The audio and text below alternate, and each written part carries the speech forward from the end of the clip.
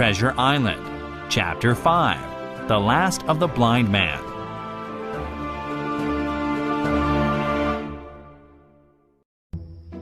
My curiosity was stronger than my fear, so I crept back toward the inn, hid behind a bush, and watched as my enemies began to arrive. 5 of them ran along the road, with a man holding a lantern in front. Right behind them were 3 men, hand in hand. The man in the middle was blind. "Knock down the door!" The blind man cried. "Aye, aye, sir!" 2 men answered, and then they ran at the door. I saw them pause in confusion and surprise when they discovered that the door was open. Then the blind man shouted, "Go in, in!" He cursed at the men for their delay. 5 of them obeyed at once, while 2 stayed in the road with the blind man. There was a cry of surprise, and then someone shouted from the house, "Bill's dead!"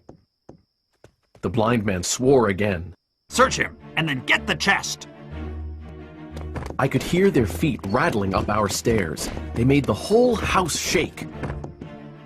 The window of the captain's room was thrown open with a slam and a jingle of broken glass. A man leaned out into the moonlight and addressed the blind man on the road below. "Pew!" He cried. "Someone got here first! The chest is open!" "Did you find them?" Roared Pew, the blind man. "Some money's there!" "I don't care about the money, you swab!" Cursed Pew. "Flint's secret papers, I mean!" "We don't see anything that looks like that," The man replied. "You, below there! Are the papers on Bill?" Pew cried to the men on the first floor. At that, another fellow came to the door of the inn. "Bill's been searched already," he said. "Nothing's left." "It's those inn people. It's that boy. I wish I'd put his eyes out!" Pew cried. "They can't be far. Scatter, lads! Find them!" Heavy feet pounded to and fro, and the men toppled furniture over and kicked in the doors of every room.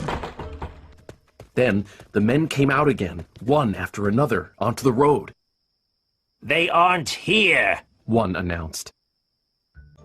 The whistle that had frightened my mother and me earlier sounded 2 times. Then I had thought it was Pew calling his men to assault us. But now I realized it was a warning signal from a lookout hiding somewhere near the village. "There's the signal," a man said. "That means the law is coming. Let's go!"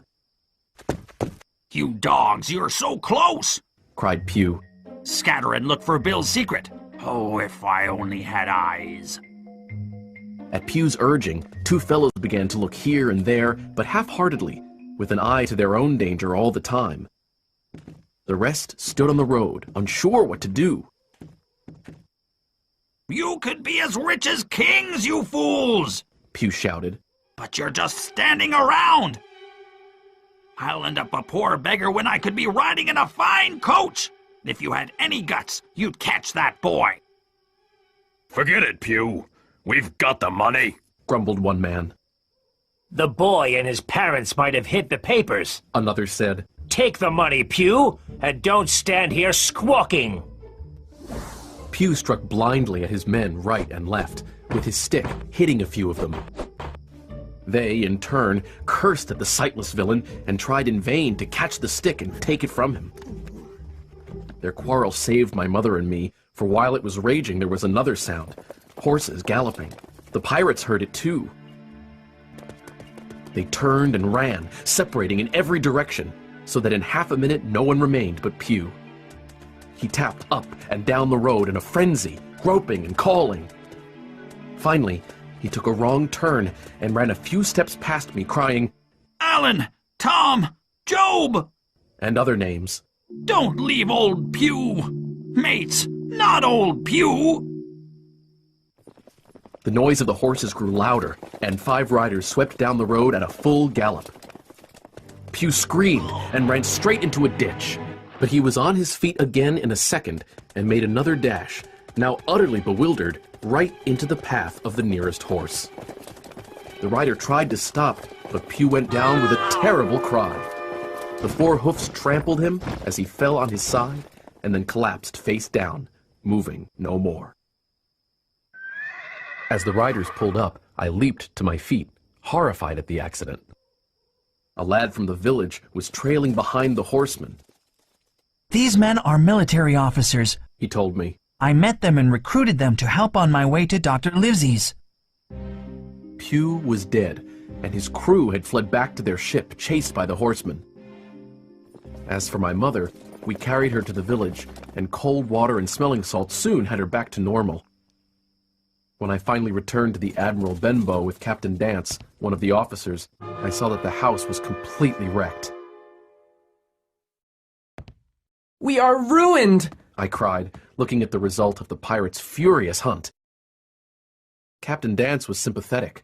What were they after? Money? "No, sir, not money. I replied. I believe I have what they were looking for in my breast pocket. I'd like to show it to Dr. Livesey." Well, I have to ride there and report what happened back to him and the squire, he said cheerily as he mounted his horse. So come along, Hawkins. "Thank you, sir," I said as he offered his hand and then pulled me up behind him in the saddle.